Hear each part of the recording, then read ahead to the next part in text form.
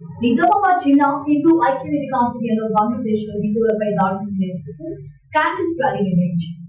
నిజామాబాద్ శివాజీ చౌక్ నుండి గాంధీ చౌక్ వరకు సాగిన ఈ ర్యాలీలో అర్బన్ ఎమ్మెల్యే సూర్యనారాయణ పాల్గొన్నారు. ఈ సందర్భంగా ఎమ్మెల్యే మాట్లాడుతూ హిందువులపై దాడులను తీవ్రంగా ఖండించారు. హిందువులంతా ఐక్యంగా ఉండాలని పిలుపునిచ్చారు. సమాజం ఒక్క త్రాటికి పైకి వచ్చి ఈరోజు బజరంగ్ దళ్, అలాగే భారతీయ జనతా పార్టీ, అఖిల భారతీయ విద్యార్థి పరిషత్, అలాగే బార్ అసోసియేషన్ నిజాం శాసన సభ్యులు శ్రీ ధన్పాల్ సూర్యనారాయణ గుప్తా గారు,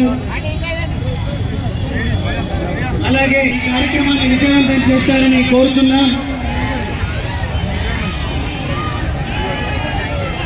భాజపా ఇంటలెక్చువల్ సంఘ్ వారు కూడా పుత్రులతో బరువెక్కిన గుండెలతో మనమంతా ఈరోజు ఇందూరు నగరం చైతన్యవంతమైనటువంటి హిందూ సమాజానికి ఉదాహరణ. మాతరం మాతరం రామ లక్ష్మణ జై ఏక్ దో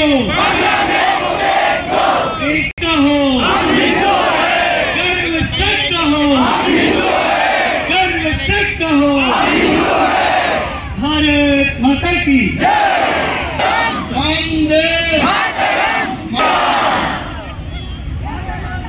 बांग्लादेश లో గత 15 రోజుల నుండి హిందువులపై జరుగుతున్న అఘాయిత్యాలు, దాడులు, హిందూ మహిళలపైన మానభంగాలు, హిందూ దేవాలయాల ధ్వంసము, వారి నిజ స్వరూపం నిజంగా చెప్పాలంటే వారి రాక్షసత్వం ఏదైతే హిందువులకు వ్యతిరేకంగా ఉందో ఇది బయటపడతా ఉంది. దానికి నిరసనగా బంగ్లాదేశ్ లోని హిందువులకు మద్దతుగా ఈనాటి క్యాండిల్ ర్యాలీని విజయవంతం చేసిన ప్రతి ఒక్కరికి కూడా పేరు పేరున ధన్యవాదాలు. అదేవిధంగా విభాగ్ ప్రచార్ గారికి ప్రత్యేకమైన ధన్యవాదాలు చెప్పుకుంటూ దీంట్లో పాల్గొన్న ప్రతి ఒక్కరికి కూడా ఏదైతే బంగ్లాదేశ్ మనం చూస్తా ఉన్నాం, వాస్తవంగా ముస్లింల నిజ స్వరూపమే అది.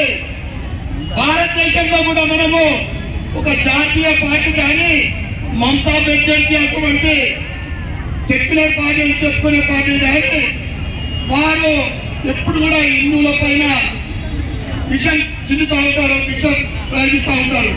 ముఖ్యంగా మన లోక్సభలో చూసాం, హిందువులంటే ఉగ్రవాదులు, హిందువులంటే అబద్ధం మాట్లాడాలని ఆ రాహుల్ బాబా రాహుల్ గారు చెప్తా ఉంటాడు. ఎంత దేశమో మనకి దీన్ని బట్టి అర్థమవుతా ఉంది.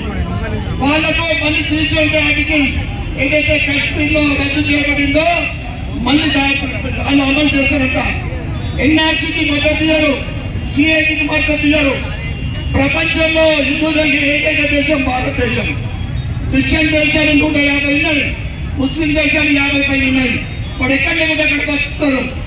హిందువులు ఎక్కడ బతకాల? కేవలం ఇక్కడ పాకిస్తాన్ లో కానీ బంగ్లాదేశ్ లో బజార్లో ఉన్నా అంటే ఎక్కడ దిక్కు దోచకుండా ఎన్ఆర్సీ, సిఏ, పౌరసత్వ సవరణ బిల్లుతో వీళ్ళు వ్యతిరేకిస్తారు, కాంగ్రెస్ పార్టీ వ్యతిరేకిస్తారు. నిషేధించబడ్డ ఒక సంస్థకు 3 కోట్ల రూపాయలు అలా చేసి అక్కడ నా కార్యక్రమం నిర్వహించడానికి వాళ్ళు అలా చేసిన కాంగ్రెస్ ప్రభుత్వం 8 నెలల తెలంగాణ ఏర్పడిన తర్వాత రాహుల్ బాబాతో ఆఫ్ఘనిస్తాన్ లో ఉన్న బాబ్రీ సమాధి దగ్గరికి పోవడానికి సమయం ఉంటుంది, కానీ అయోధ్య రామ మందిరం రావడానికి సమయం ఉంటుంది. ఇది వాళ్ళ నిజ స్వరూపము. ఈరోజు బంగ్లాదేశ్ లో మనము ఐక్యమత్యంగా లేకుంటే కను విప్పు తగలకుంటే మళ్ళీ మన దగ్గర కూడా, ఎందుకంటే భారతదేశం ఎప్పటికైనా బాధ్యత అంటారు. తప్పకుండా ఎప్పుడు ఎక్కడ జరిగినా కానీ ఇదే విధమైన ఐక్యత మన హిందువుల మీద ఎవరు మన చుట్టాలు కాదు, ఎవరైనా కానీ మనం ఐక్యమత్యంగా మన హిందూ జాతిని, హిందూ ధర్మాన్ని కాపాడుకున్నారని తెలియజేస్తూ మరొకసారి ఈ కార్యక్రమంలో ముఖ్య అతిథిగా చేసిన నివాస ప్రజల శివకుమార్ గారికి మరియు అందరికీ కూడా పేరు పేరున ధన్యవాదాలు చిత్రం చెప్పుకుంటూ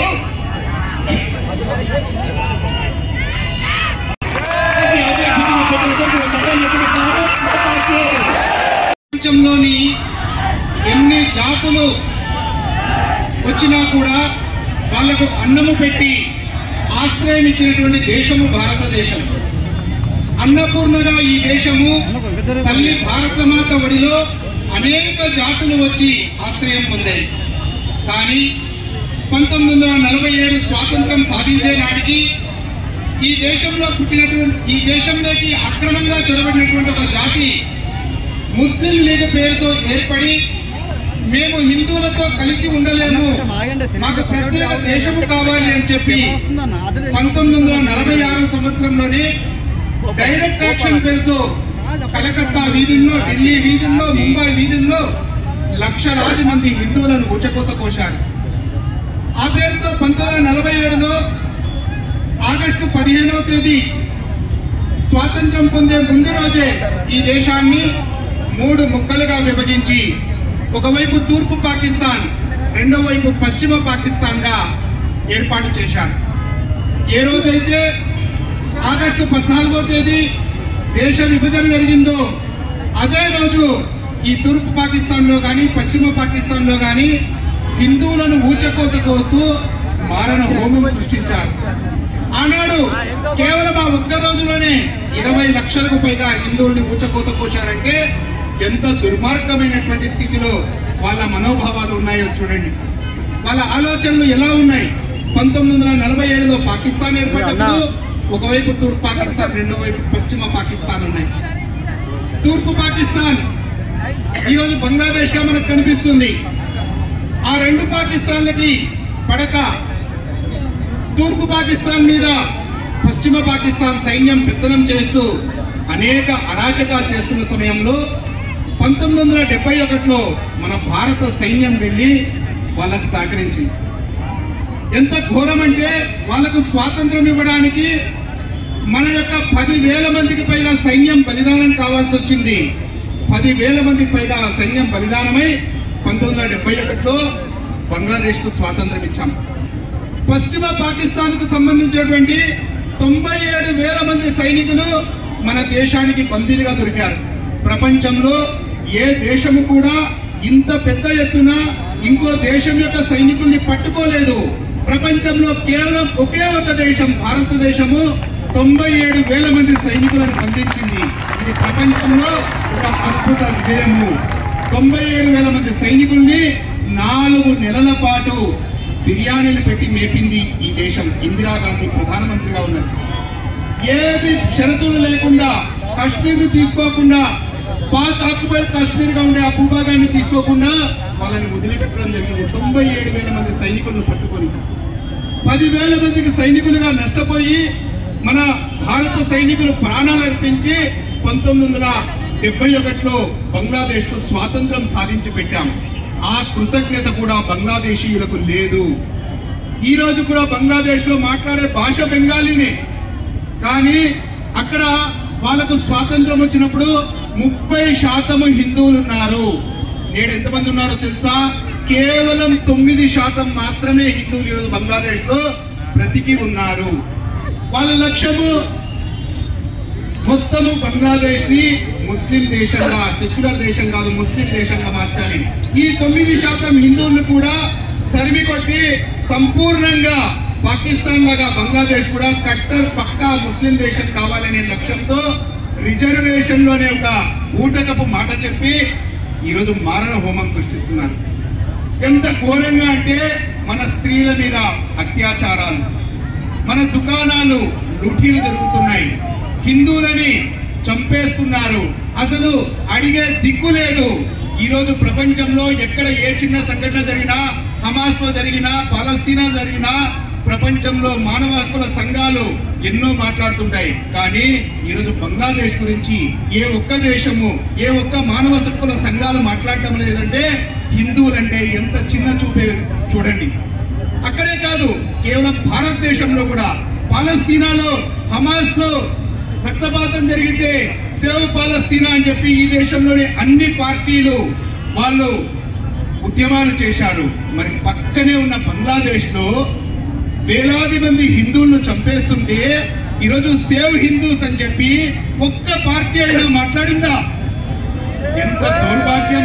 ఈ దేశంలో ఉన్న పార్టీలు కేవలము ఓటు బ్యాంకు రాజకీయాల కోసం కేవలం మాట్లాడితే తమ ఓటు ఎక్కడ పోతుందో, ముస్లిం ఓటు ఎక్కడ పోతాయి అనేటటువంటి ఓటు బ్యాంకు రాజకీయం కోసము ఈ రోజు ఈ పార్టీలన్నీ ఆలోచిస్తున్నాయి. అంటే వాళ్ళకి హిందువుల మీద ప్రేమ లేదు, హిందువుల ఓట్లు కావాలి, హిందువుల మీద ప్రేమ లేదు, హిందువుల రక్షణ లేదు. హిందువులు ఎక్కడైతే మైనారిటీలు అవుతున్నారో అక్కడ బ్రతకలేనటువంటి పరిస్థితి. ఎక్కడో బంగ్లాదేశ్ కాదు, మన పశ్చిమ బెంగాల్లో కూడా హిందువుల యొక్క పరిస్థితి అదే.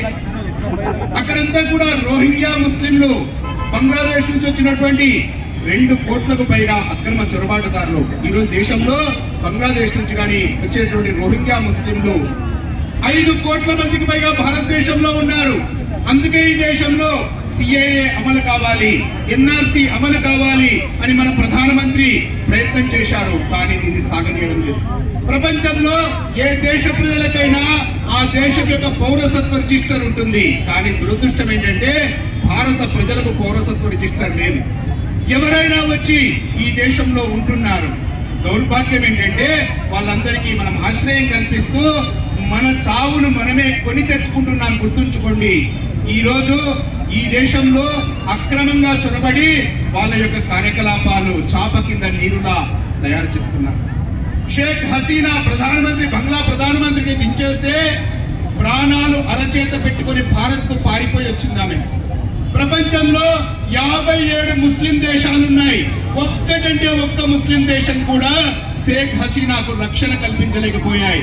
మళ్ళీ వాళ్ళకి భారతదేశం మాత్రమే ఆధారమైంది.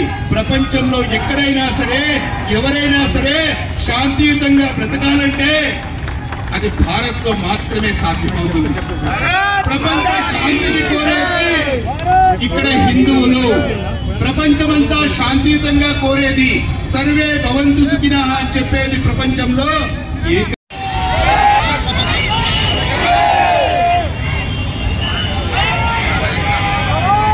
जागो हिंदू देश के बंधु, जागो हिंदू, जागो हिंदू।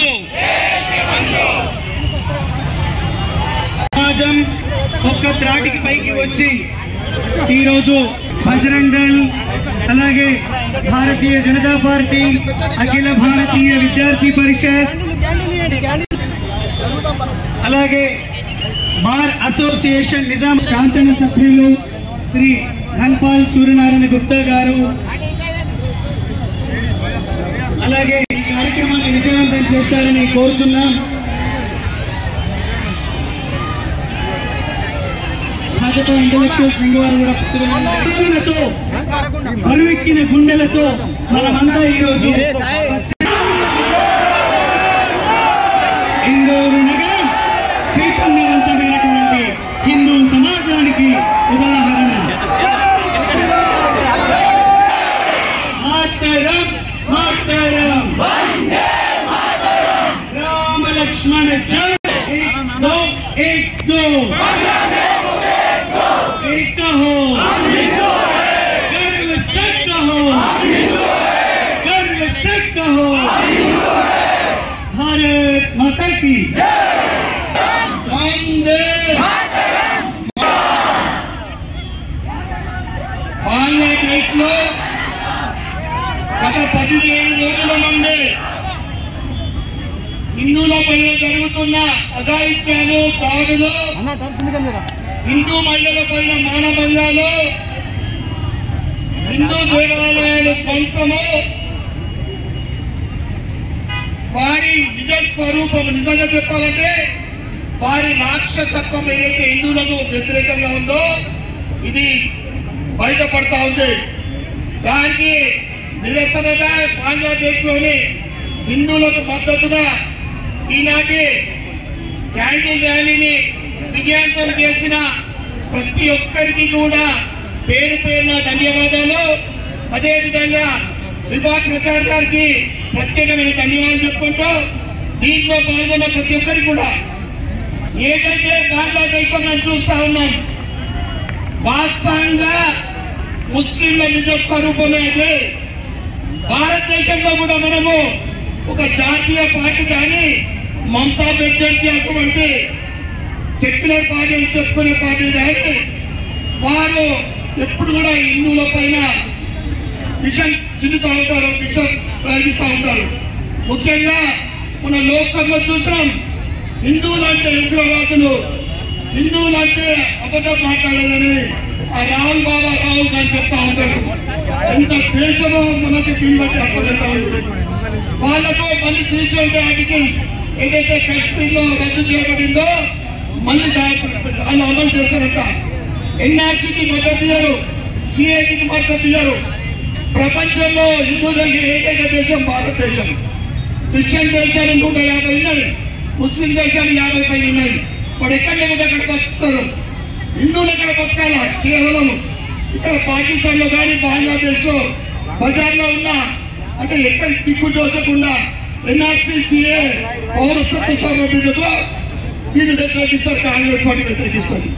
నిషేధించబడ్డ ఒక సంస్థకు 3 కోట్ల రూపాయలు అలాట్ చేసి అక్కడ నా కార్యక్రమం పెట్టుకోవడానికి వాళ్ళు అలాట్ చేసిన కాంగ్రెస్ ప్రభుత్వం 8 నెలల తెలంగాణ ఏర్పడిన తర్వాత రామ్ బాబాతో ఆఫ్ఘనిస్తాన్ లో ఉన్న బాబ్రీ సమాధి దగ్గరికి పోవడానికి సమయం ఉంటుంది, కానీ అయోధ్య రామ మందిరం రావడానికి సమయం ఉంటుంది. ఇది వాళ్ళ నిజ స్వరూపము. ఈరోజు బంగ్లాదేశ్ లో మనము ఐక్యమత్యంగా లేకుంటే కనువిప్పు తగ్గకుంటే మళ్ళీ మన దగ్గర కూడా, ఎందుకంటే భారతదేశం ఎప్పటికైనా బాధ్యత అంటారు. తప్పకుండా ఎప్పుడు ఎక్కడ జరిగినా కానీ ఇదే విధమైన ఐక్యత మన హిందువుల మీద ఎవరు మన చుట్టాలు కాదు, ఎవరైనా కానీ మనం ఐక్యమత్యంగా మన హిందూ జాతిని, హిందూ ధర్మాన్ని కాపాడుతున్నారని అందరికీ తెలియజేస్తూ మరొకసారి ఈ కార్యక్రమంలో ముఖ్య అతిథిగా చేసిన విభాగ్ ప్రచార శివకుమార్ గారికి మరియు అందరికీ కూడా పేరు పేరున ధన్యవాదాలు చెప్పుకుంటూ